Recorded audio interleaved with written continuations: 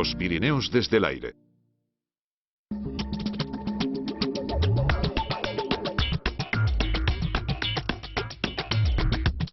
En el capítulo de hoy, la alta montaña del Pirineo axial se hará presente, y con ella los primeros picos que superan los 3000 metros. Iniciamos la ruta en el Pirineo catalán.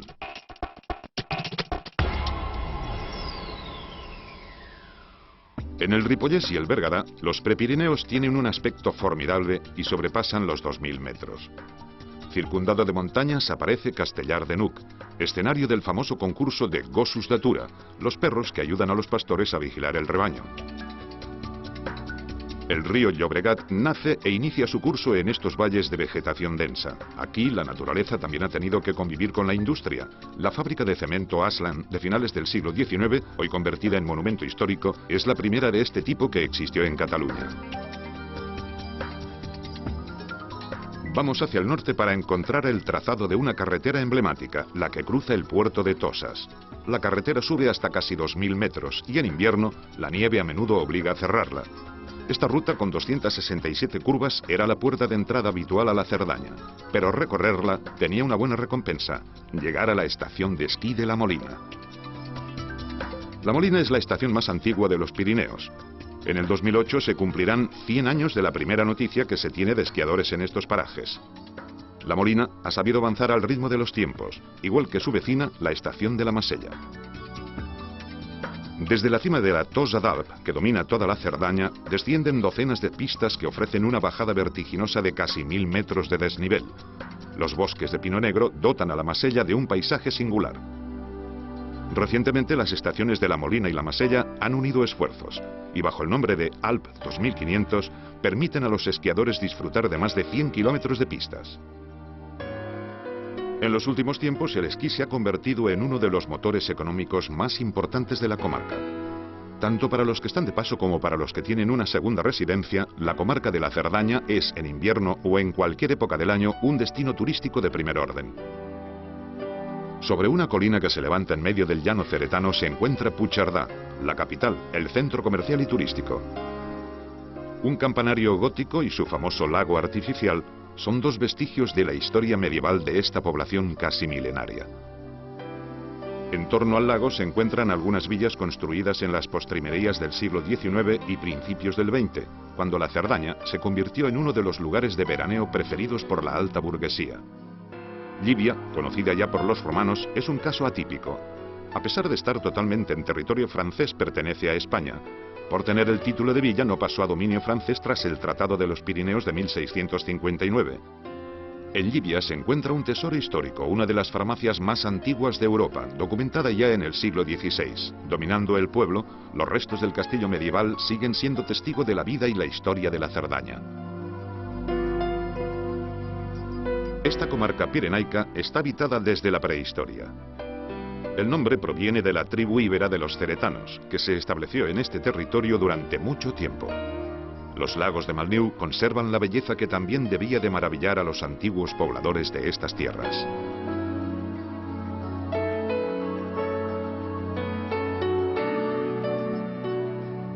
Pero desde el aire, la perspectiva es nueva y fascinante.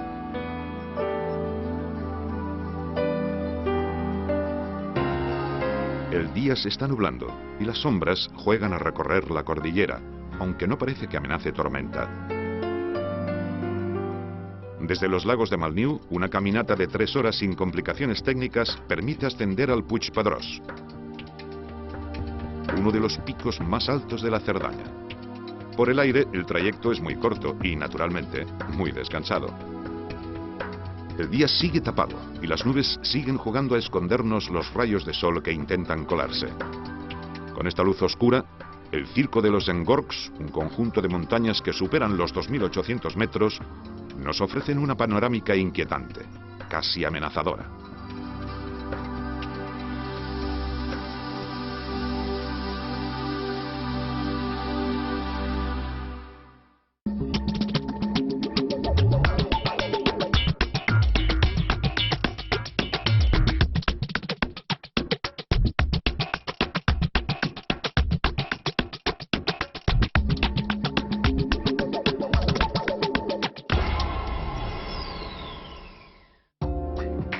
la lejanía, la nieve del Puigmal contrasta con los colores verdes y marronáceos característicos de la Cerdaña.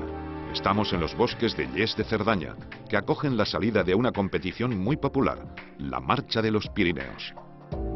La carrera recorre el trazado de la llamada autopista, un recorrido que, rondando los 2000 metros de altura y entre bosques de pino negro, une las estaciones de Lles y de Aránser por las montañas que cierran la Cerdaña por el noroeste. El esquí de fondo gana cada año nuevos adeptos. Nacido en los países nórdicos por necesidad, este deporte es en los Pirineos una forma nueva de disfrutar de los paisajes invernales.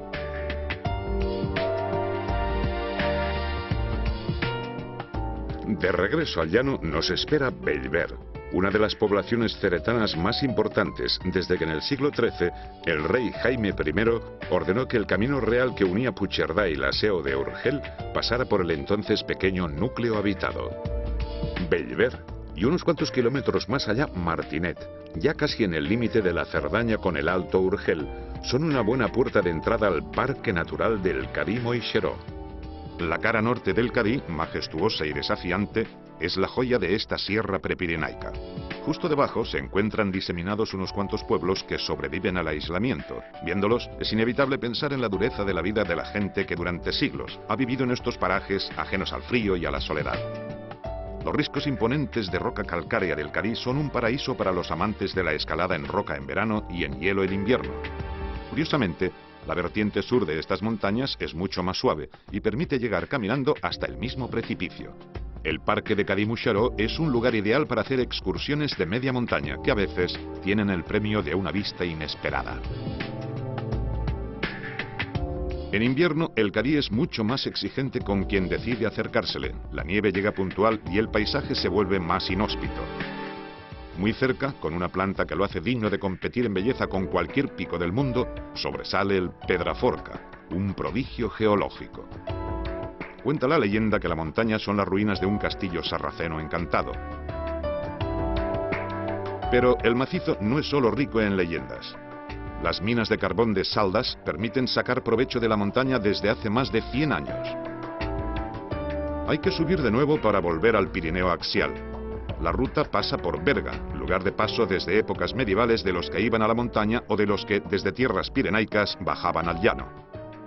Además de la fiesta de fuego y ruido de la Patum, el santuario de Queralt atrae a los que se acercan a Berga. Desde el siglo XVIII observa la ciudad desde las alturas como si la quisiera proteger. Pasamos de largo el pantano de Lavaells y decimos adiós al Pedraforca que nos saluda lejano. La boca sur del túnel del Cadí nos abre la puerta de regreso a la Cerdaña. Inaugurado en 1984, tiene 5 kilómetros de largo y cruza toda la sierra del Cadí-Moixeró. El túnel del Cadí es también una vía de acceso a una zona hasta hace poco desconocida, el Pirineo francés.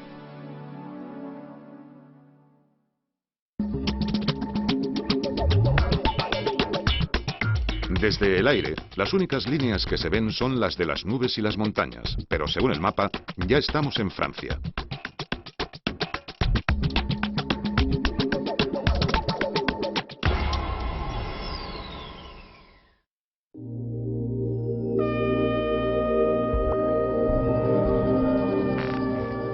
Montjuïc, en la Cerdaña francesa, es una ciudad amurallada que se conserva magníficamente.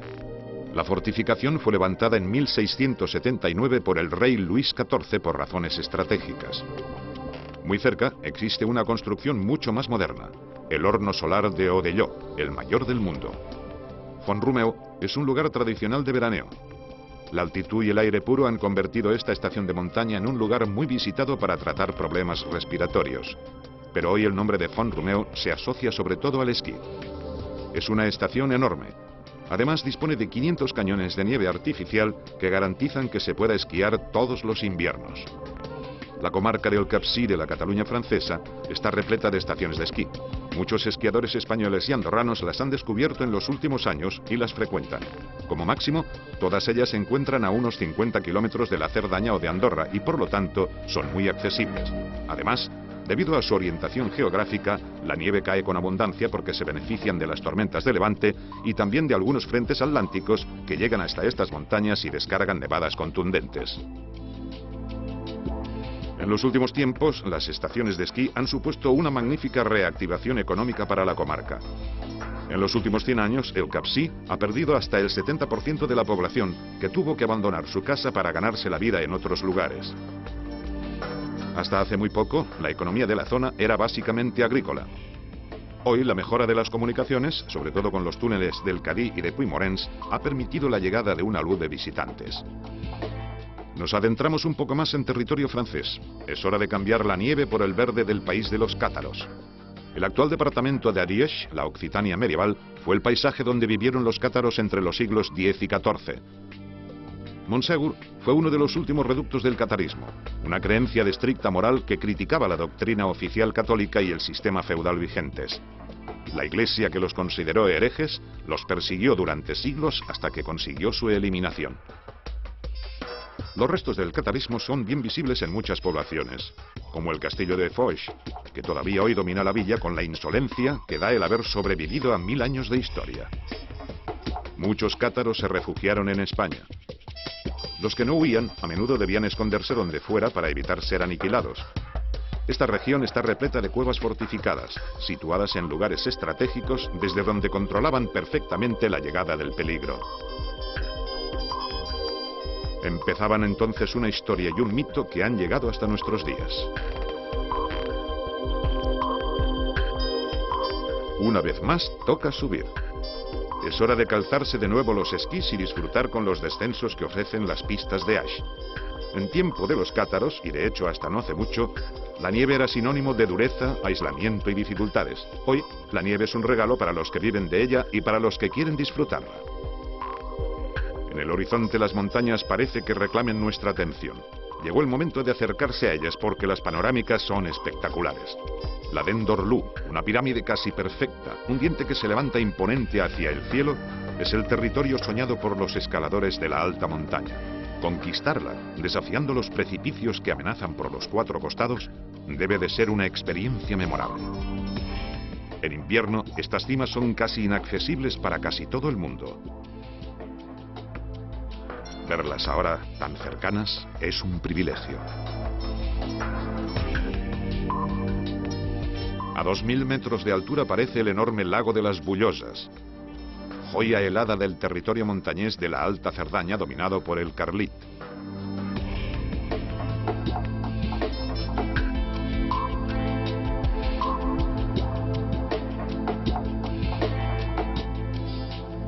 En verano, el paisaje de las Bullosas cambia el blanco por el verde, la nieve por los pastos y recibe muchas más visitas. Solo quedan algunos pequeños neveros a mucha altura. Los lagos se han quitado el manto helado. Es el ciclo eterno de la naturaleza y el clima. Desnudo de nieve, el Pico Peric sigue representando con solemnidad el papel de lugarteniente del gigante Carlit. Más allá, la vista se pierde en un infinito de montañas abruptas. Son montañas quizás sin fama, que tal vez se pasen meses o años sin que nadie las oye.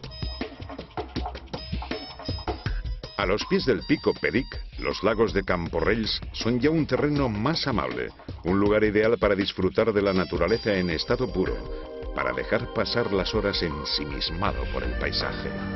Pero es momento de dar media vuelta y dejar la alta montaña atrás. El llano de la Cerdaña nos espera. La estación de tren de la Tour de Carol, puerta de entrada ferroviaria hacia Francia, nos da la bienvenida. Después de ver desde el aire la Cerdaña catalana y la francesa, la Sierra del Cadí y el país de los cátaros, es hora de conocer otro paisaje pirenaico extraordinario. Un paisaje donde el hombre y la fuerza de la naturaleza se dan la mano desde hace muchos siglos. Ponemos rumbo a Andorra, el país de los Pirineos.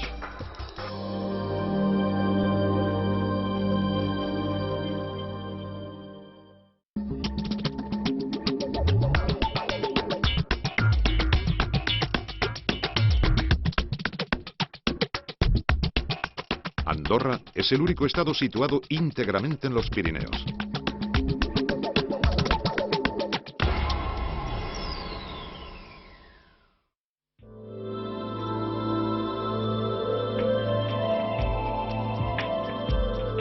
Desde el aire se divisa claramente cómo este pequeño país se extiende por 3 valles estrechos que se abren camino a ambos lados de montañas de más de 2500 metros de altura. Los casi 80.000 andorranos que viven aquí y los cerca de 11 millones de visitantes que cada año entran en Andorra disfrutan de un país donde la naturaleza es la principal protagonista. Y es que el 90% del territorio está formado por bosques, lagos, ríos, montañas y prados, y solo el resto está ocupado por núcleos urbanos y zonas de cultivo. Dice la tradición que en el 805 Carlomagno fundó Andorra para regalársela a los más de 5.000 habitantes de estos parajes que lo ayudaron en la guerra contra los sarracenos. Aunque esta historia no está confirmada, sí que está probado que la primera vez que aparece Andorra en un documento escrito es en el 839. En la Edad Media, Andorra se convierte en un principado tras el acuerdo al que llegan el obispo de Urgell y el conde de Foix, que se reparten su soberanía. Mucho más recientemente, en 1993, Andorra aprobó la Constitución y se convirtió en un país plenamente soberano e independiente, aunque mantiene como jefes del Estado a las figuras de los copríncipes tradicionales, el obispo de Urgell y el presidente de la República Francesa. Aunque cohabita con el francés y el castellano, el catalán es la única lengua oficial de este país pirenaico. Naturaleza en estado puro y un comercio moderno y próspero son una combinación de gran atractivo para el visitante durante todo el año. Si hace sol, ver Andorra desde el aire en invierno es una experiencia inolvidable.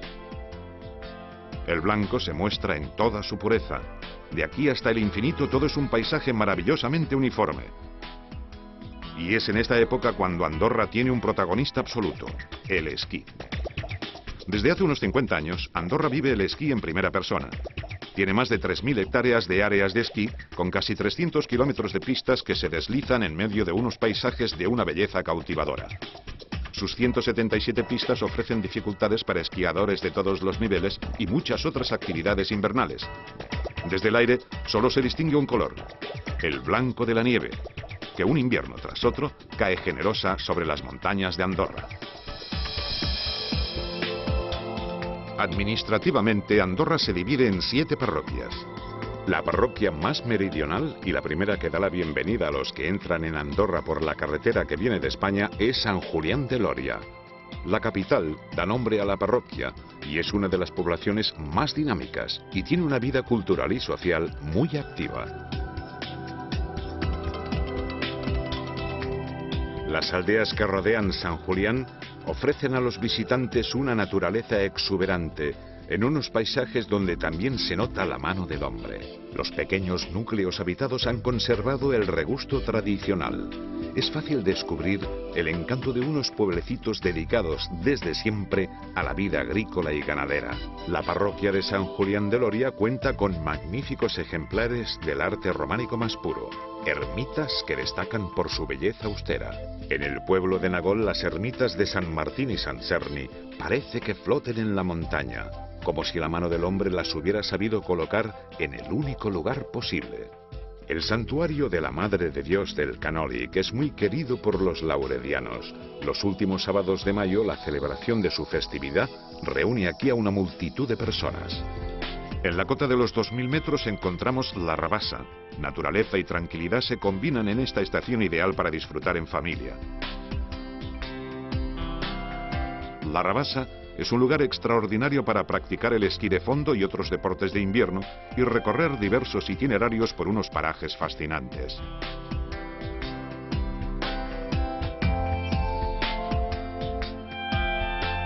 Muy cerca podemos admirar la iglesia de Santa Coloma, una de las más conocidas de Andorra, con su inconfundible campanario circular. Un poco más al norte llegamos a la capital del Principado, Andorra la Vella. Con más de 20.000 habitantes, Andorra la Vella es el centro administrativo, político y comercial del país de los Pirineos. Aquí se encuentra la Casa de la Vall, la sede del Parlamento andorrano y la iglesia parroquial de San Esteban, que conserva el ábside y el campanario románicos del siglo XI. Andorra se conoce como el país de los Pirineos, un nombre acertado, porque mires donde mires y estés donde estés, la montaña es la gran protagonista. Si bien el hombre, a menudo, ha sabido adaptarse a ella y sacarle provecho. En Escaldas-Engordany es donde confluyen el Valira del Norte y el Valira de Oriente para convertirse en un solo río. El nombre de las Escaldas quiere decir que hay aguas calientes. Hoy, las aguas termales de Escaldes-Engordany son uno de los grandes reclamos turísticos andorranos, con el centro Caldea como referente. Muy cerca encontramos la iglesia de San Miguel de Engolasters, que es una espléndida muestra de ermita prerrománica con un campanario de 17 metros de altura. La parroquia de Escaldes-Engordany goza de un espacio único, el Valle del Madriu Perafita Claró, declarado por la UNESCO Patrimonio de la Humanidad. Desde el aire, este valle, que ha sabido conservar el paisaje natural y cultural desde los tiempos medievales, es de una belleza abrumadora. Bordas, bancales, chozas y cabañas de pastor son la muestra de que desde hace mucho tiempo el hombre ha sabido sacar provecho de este territorio. Desde aquí se contemplan los Pirineos en estado puro, un paraíso para los amantes de las montañas y de los paisajes infinitos, unos espacios que durante siglos nadie había visto ni pisado. Hasta hace poco, la montaña era un terreno inhóspito, solo frecuentado por el hombre en caso de necesidad. Hoy, muchas personas han descubierto el placer de subir montañas con la sola intención de volverlas a bajar, llevándose su belleza en el recuerdo. Cada momento del año tiene sus colores. Los verdes y los marrones de los prados y los pedregales veraniegos quedan cubiertos por el manto blanco de la nieve del invierno. El Pas de la Casa es el punto de unión tradicional entre Andorra y Francia, sobre todo desde que a finales de los años 50 del siglo pasado se construyera la carretera que cruza el puerto de Anvalira. Ya queda lejos el año 1956, cuando se inauguró en el Pas de la Casa, bajo el pico de Anvalira, el primer remonte mecánico. Hoy se ha convertido en un fenómeno de masas y son muchos los que eligen las pistas de Andorra para disfrutar de su deporte favorito.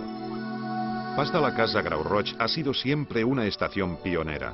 En 1986 fue, por ejemplo, la primera que dispuso de cañones de nieve artificial, ideales cuando el invierno no es bastante generoso. Bajando hacia Encamp, pasado, presente y futuro se dan la mano en este valle. Siglos atrás el hombre supo establecerse aquí para empezar a conquistar un territorio hasta entonces temido y desaprovechado. Hoy, infraestructuras como el nuevo túnel de los dos Valiras son un ejemplo de cómo cambian los tiempos.